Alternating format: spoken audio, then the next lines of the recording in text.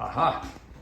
So, this is a patient of mine, R.A., Mr. A, and we did an Aurora Zip for some spinal stenosis exactly 2 months ago. And he's been kind enough to share his thoughts. I'm wondering if you'd be, just let us know how you're doing. What I was experiencing before was considerable discomfort on my right side, a pressure, what would feel like sciatica, pinching, especially a tightening in my IT band in my right thigh. Any kind of vigorous walking, jogging, or exercise, dancing would cause discomfort on my right hip, buttocks, and right thigh. After we put in the Aurora Zip, it relieved the pressure. The recovery was very fast. I did not have any discomfort from the recovery.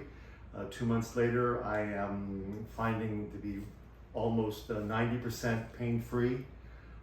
There's a whiff of discomfort after I do a 5 or 6 mile walk, which would be expected for most people, regardless of age.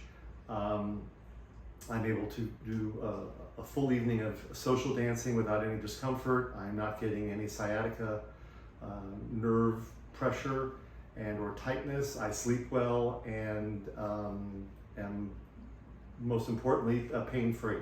Great. Any how was the procedure and the immediate few days after the procedure? It was a very quick recovery. I had to take it easy for a couple of days, but essentially I just took Tylenol and some THC gummies. I didn't even use oxys for pain control.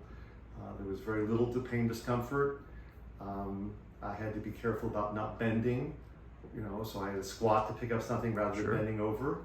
But after a week, I was able to move around pretty comfortable. I had to take it easy for like 6 to 7 weeks before I did any kind of vigorous exercise or push-ups or sit-ups or anything of that nature that would compress the lower part of the back.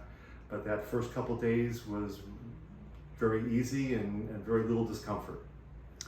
Wonderful.